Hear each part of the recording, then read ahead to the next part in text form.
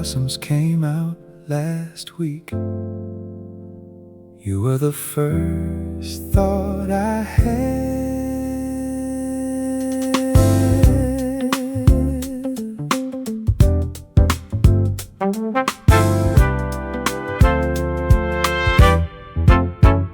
The city changed overnight, the way spring always does, quietly and then completely. And I walked through it thinking about the way you'd probably react to all of this, whether you'd stop to take a photo or just keep walking and feel it. Spring makes me think of you more than any other season does. Something about the light changing, the air getting easier to breathe. Spring makes me think of you, and I don't fight it anymore. I just let the season arrive, and arrive with thoughts of you. Oh, I passed the street where we walked that one afternoon in April. I didn't plan to think of you. The street just held the memory, the way streets do when something good happened on them. The cherry blossoms look the same, but everything else is different now. Spring makes me think of you. It's been 2 springs now the same. Every year the warmth returns, and so does everything I feel. Spring makes me think of you, and I've stopped pretending that the season is just the season. It's always been connected to you. I don't know if spring reminds you of anything involving me. I don't know if you walk past the same streets and feel the same pull, but every year when the blossoms come, I have this conversation with myself about whether to reach out, about whether spring is reason enough.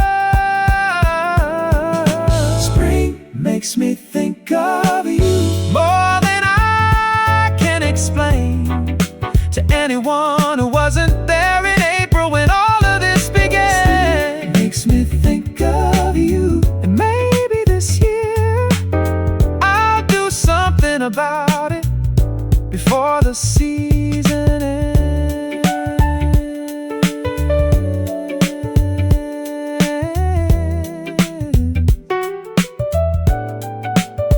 Cherry blossoms came out last week. You were the first thought I had, same as last year, same as the year before.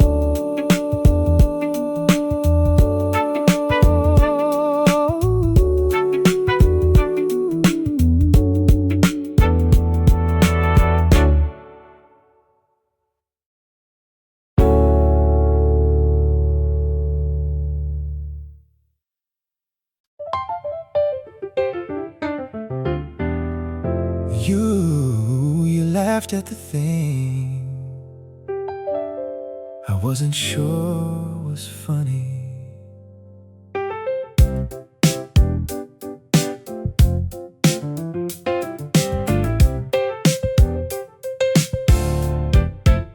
I said it without thinking, the way the best ones come out, not the setup kind, but the offhand kind that either lands or doesn't.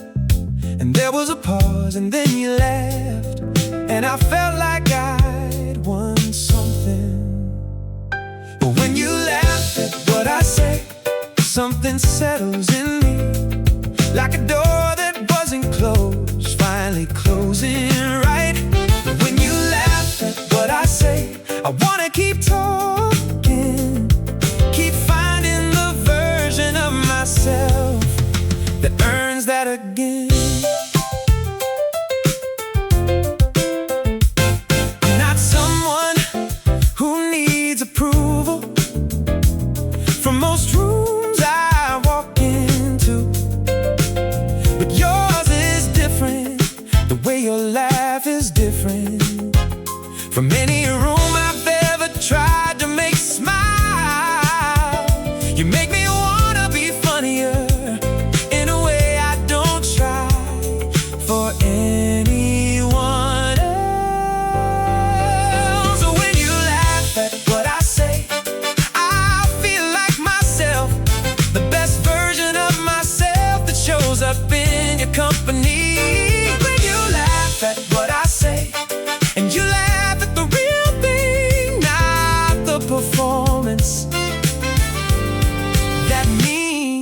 the most.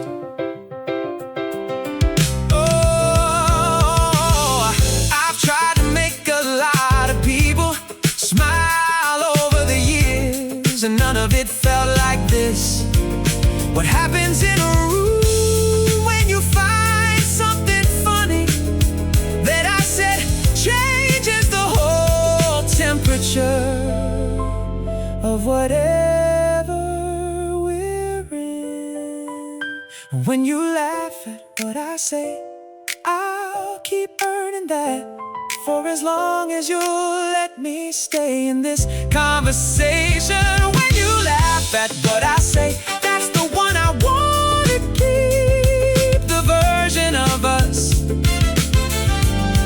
that laughs like this.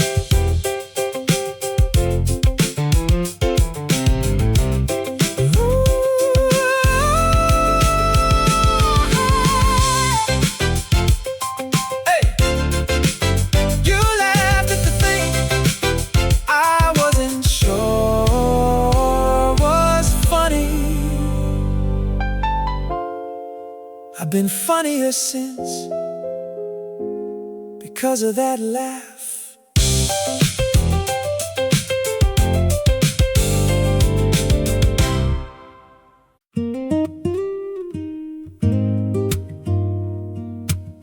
Someone took it without us knowing. We didn't even notice.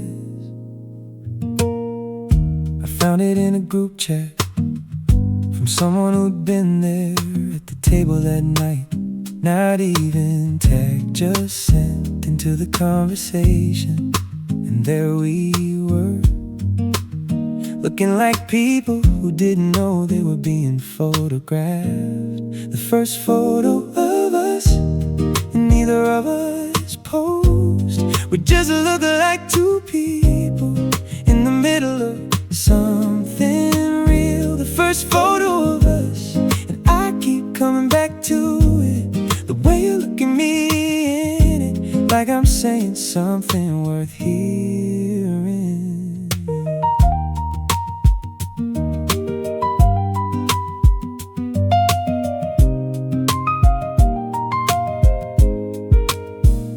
The angle's not great, the lighting's whatever the restaurant decided it would be that night, and none of that matters, because what's in it is the version of us that exists when we're not performing for anything. The first photo of us, and I didn't ask for it, but I saved it immediately without making a thing of it. The first photo of us, captured without our knowing, that's the truest version of what we were that night. I'd like to tell you that I have it still, that it's somewhere on my phone in a place I go back to. But I think you know, or maybe you don't, and maybe one day I'll be ready to tell you the first photo of us, and we're both just laughing. It's something someone said that I can't even remember now. The first photo of us, and it says everything about how easy this is when we're not thinking about it.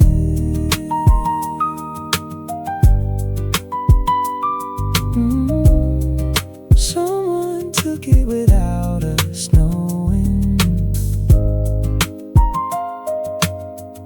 We didn't even notice. That's my favorite kind of photo. That's my favorite kind of us.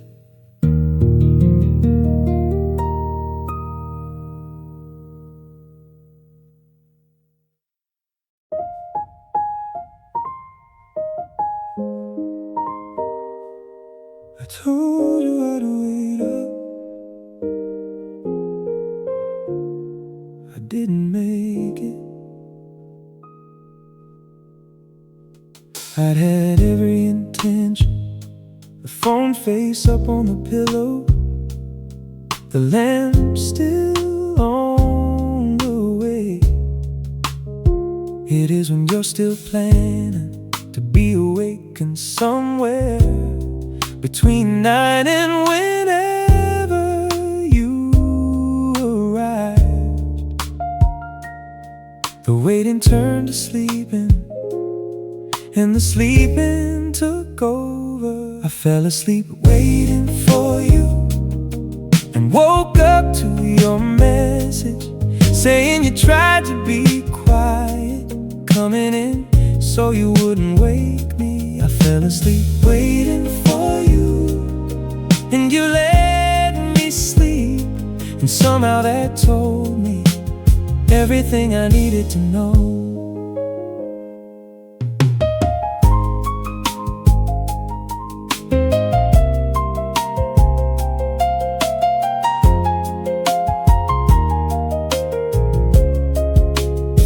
Something about being watched over by someone while you sleep that you don't know about until you find out.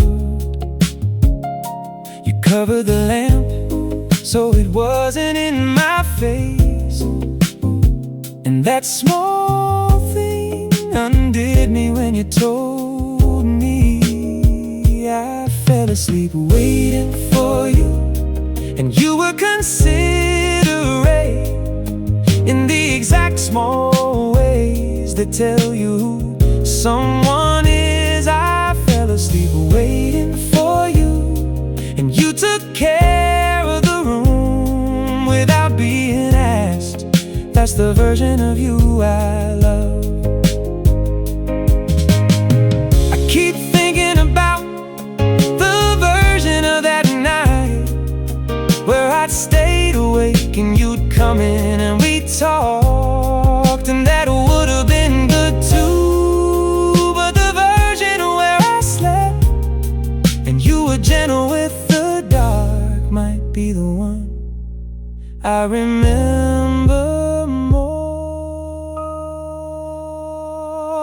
I fell asleep waiting for you, and you let me sleep, and that was its own kind of saying something. I fell asleep waiting for you, and the morning after was the first morning I knew for sure. I told you I'd wait up,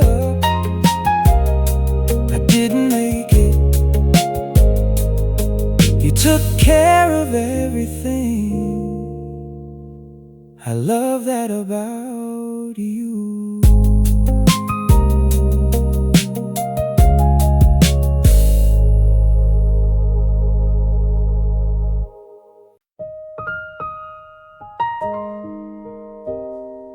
After 6 months, your name on the screen.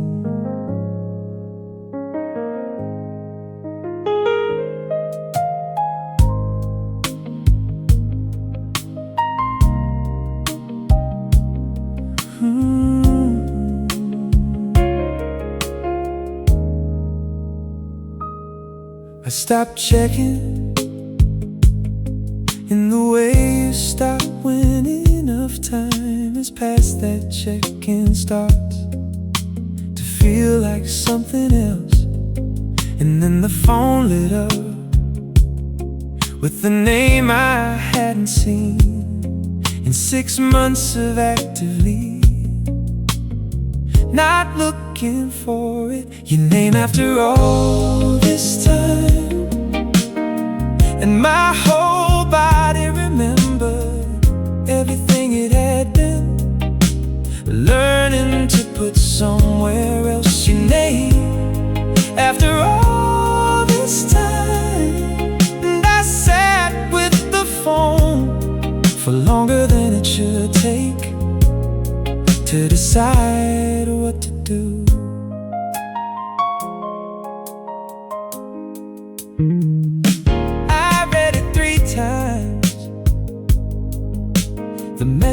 was short, the kind that takes 30 seconds to write and months to send. And I understood the timing of it was everything, not what it said, but when you finally said it, your name after all this time. And something I thought was quiet turned out to just be waiting for the right moment. Your name after all this time. And I replied, which tells you everything about where I still was. 6 months is long enough to believe you've moved past something, and 2 seconds is enough to find out you were wrong. I don't know what you meant by reaching out, but I know what I felt when you did. Your name after all this time. And I picked up the phone and typed back something that sounded more casual than I felt. Your name after all this time. And just like that, the 6 months folded back like they hadn't happened.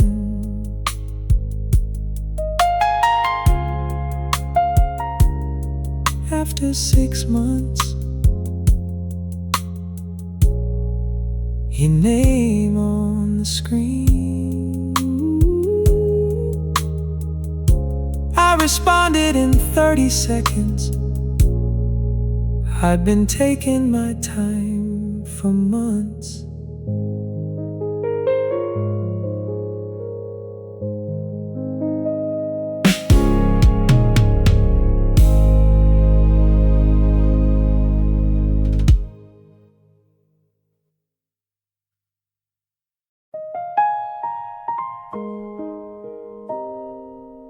The room is the same room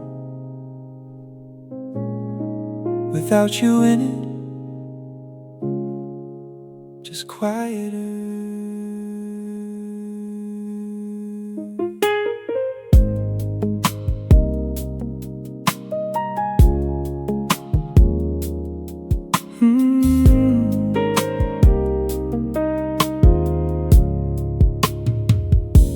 I noticed it first when you stepped out for a minute in the conversation, lost something it had before. Not the words, those continued, but the energy, the warmth that made the room what it was when you were in it. When you leave the space, everything adjusts, the way your room adjusts to the light going. When you leave the space, I keep looking toward the part of the room you were in.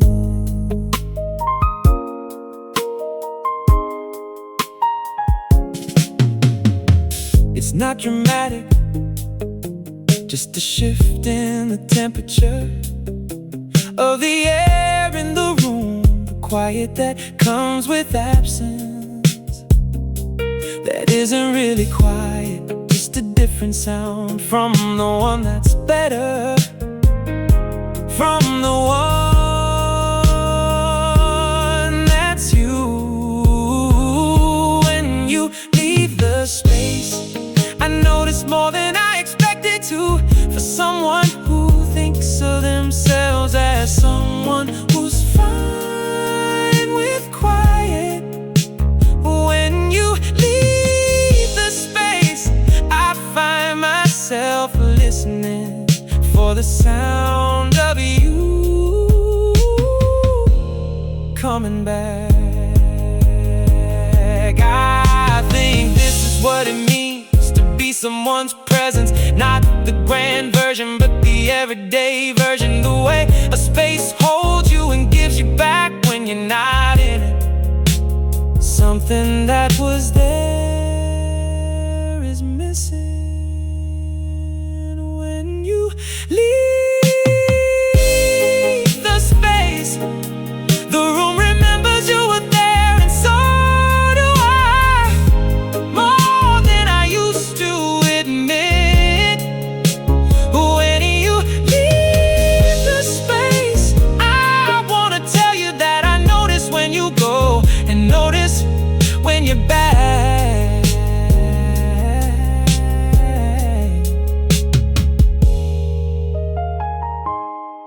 The room is the same room without you in it, just quieter. You make rooms better.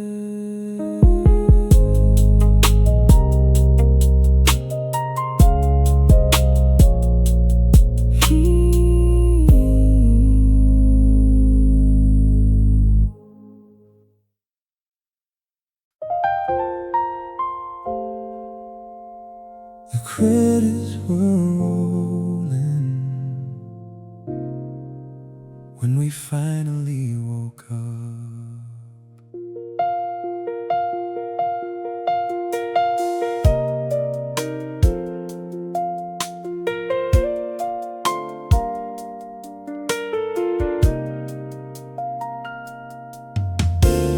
I don't remember which film or what happened in the middle, only that we'd started on opposite ends of the couch and ended up with you against my shoulder, somewhere between the second act and the part I never saw, because I was already gone. Fell asleep in the middle of the movie, and that was the best night of the week. Woke up to the menu screen on repeat, and you still half asleep beside me. Fell asleep before the ending, and I don't care what I missed. There was nothing in that film better than this.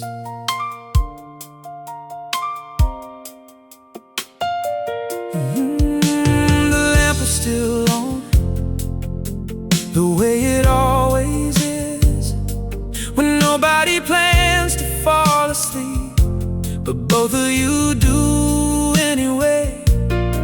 And I sat there for a minute before I said anything, just watching the credits roll, not wanting to move yet. Fell asleep in the middle of the movie, and that was the softest kind of night, the kind you don't plan but remember the clearest.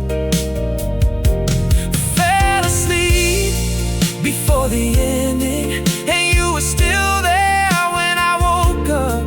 That was the ending I wanted, better than anything on screen. I've been thinking about comfort, what it actually means to be at ease with someone so completely that your body decides it's safe enough to sleep in the middle of a film on a couch that isn't yours, and not wake up worried. That was the night I knew. Fell asleep in the middle of the movie, and woke up knowing something new about what home can feel like when you're not even at home. Fell asleep before the ending, and you were the ending, better than the film. better than any plan.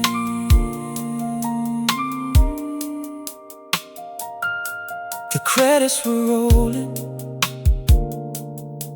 when we finally woke up.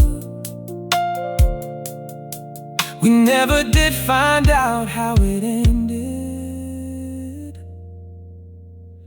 We didn't need to.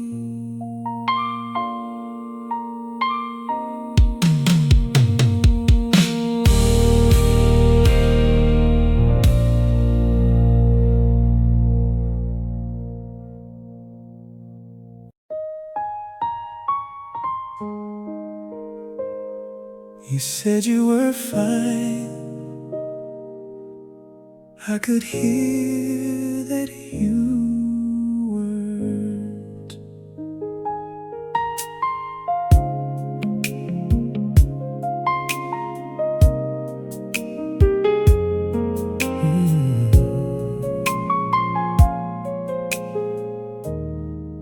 There's a version of your voice comes out when something's wrong, and you're trying not to say it. I've learned to listen for it in the way you answer when I ask how you're doing. The word "fine" doing more work than any word should when you're not well.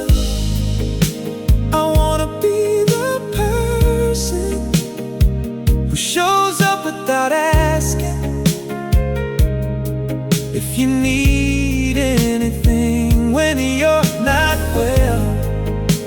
I wanna be useful in all the ways I don't know how to say out loud, yeah. I didn't push when you said fine. I just stayed in the conversation a little longer than I needed to, finding reasons to keep talking. And maybe that was something, or maybe it wasn't. But I wanted you to know someone was there.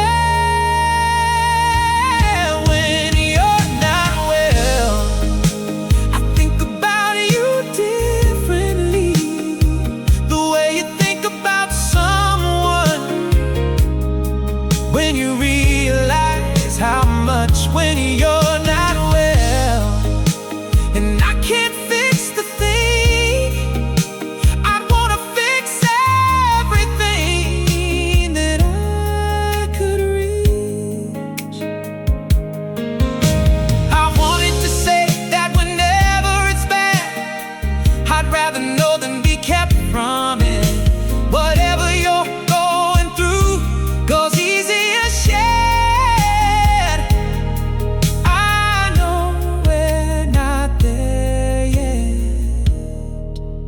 But I want us to be. When you're not well, I wanna be the first person you think to tell.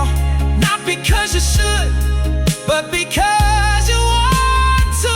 When you're not well, I wanna be the one who makes it slightly better just by being here.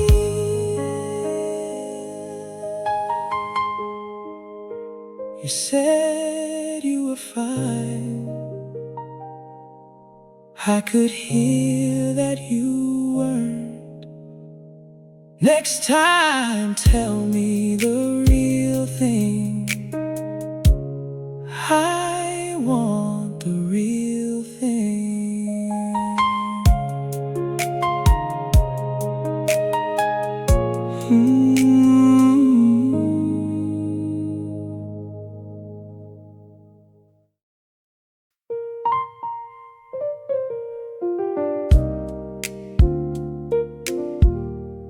The first time we argued, I learned something about us.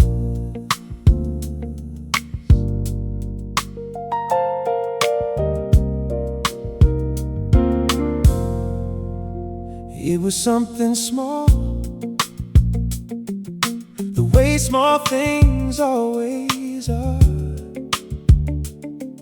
when they come from something bigger. Underneath the surface, we said things that were sharper than what we meant. And then the silence came, the kind neither of us wanted. The first time we argued, I saw us from the outside, two people who care enough to fight over something real.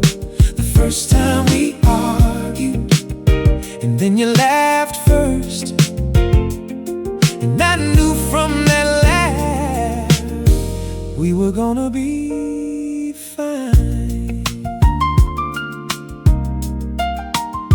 I thought about that night more than I expected to, not because it was bad, but because of what happened after. How we talked for 2 hours about the actual thing, and you said the honest version of what you'd been holding. The first time we argued was the first time I believed in what we were becoming, more than what we already were. The first time we argued, and then the air cleared, and I felt closer to you than I had before it started. People say you know someone when things get hard between you. I know that now, I know you better since that night. The version of us that came after is the one I wanna keep. You laughed first, that was everything. The first time we argued, I saw us from the outside, and what I saw was two people who were worth the working through. Oh, the first time we argued, and you laughed first. I've loved that laugh every time since. The first time we argued, I learned something about us that I needed to know. We're gonna be fine.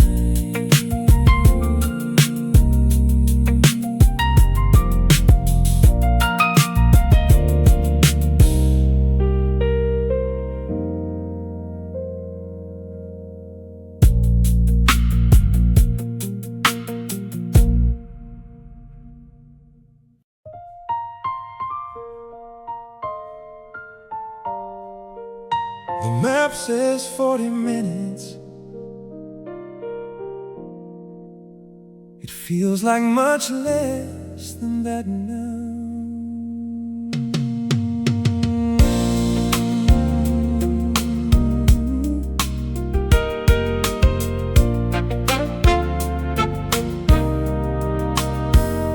When I first looked up how far you were, it felt like a long way, the kind of distance that requires a decision and a reason. Now the 40 minutes has become the thing I look forward to on the days when I'm going in your direction. The distance between us is just a number on a map. It used to be a reason not to. Now it's the whole point. The distance between us is 40 minutes each way, and I've never spent 80 minutes more worth spending. I know the route by memory now, every turn and every light, and what the city looks like from that angle. The one that means I'm almost there, the one that means a few more minutes, and then you're there, and the 40 minutes disappears. The distance between us becomes smaller every time I make the same trip, knowing you'll be there.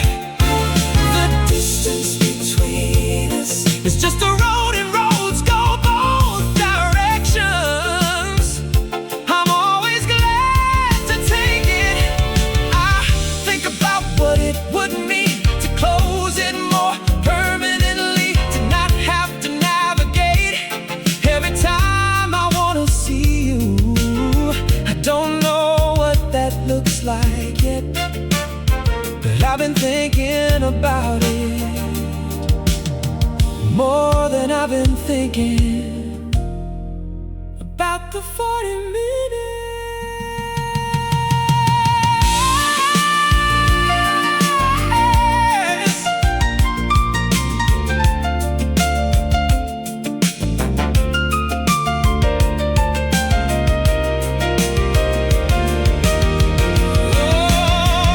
Oh, the distance between us has started to feel like nothing, because the going toward you is always worth the distance.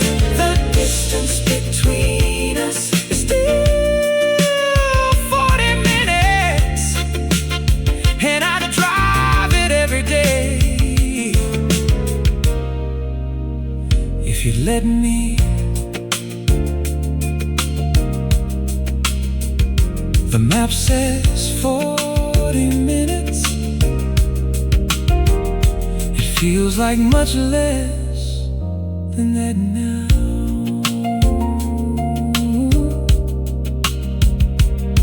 The way home feels about the same.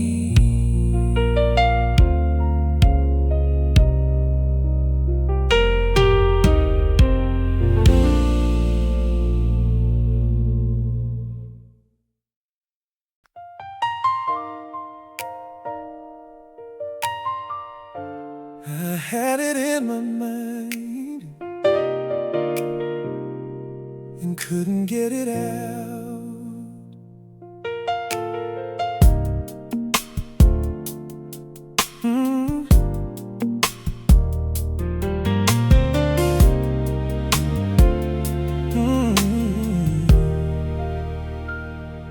The feeling came before the words, the way it always does, with things that matter more than the daily things.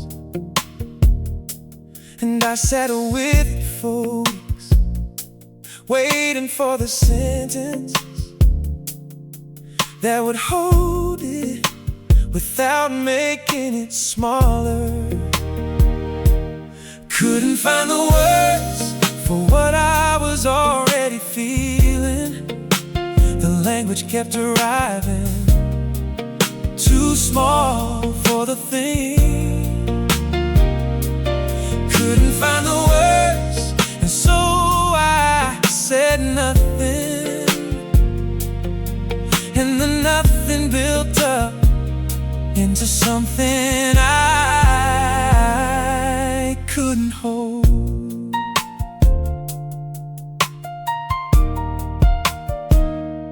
I tried our versions in the quiet of the morning, before anything else got loud.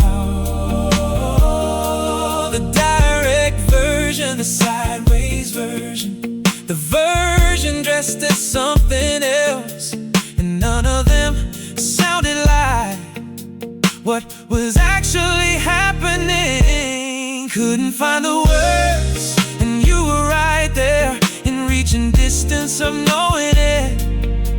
If I'd been able to say it,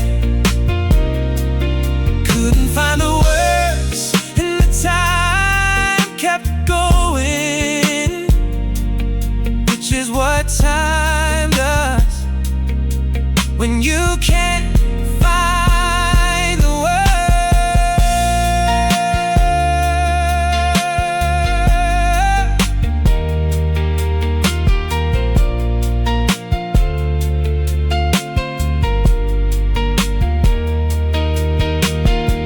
Maybe the words aren't the thing, maybe showing up is the thing, maybe staying is the thing, and the words are just the proof of what's already known by both of us. In the space between what we say and what we do, couldn't find the words, but I'm getting closer. The shape of it is clearer now than it was at the beginning. Couldn't find the words, and then one day I will, and everything I've been carrying will finally land.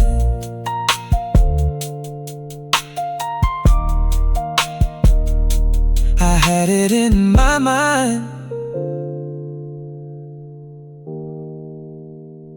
and couldn't get it out. I'm working on it for you.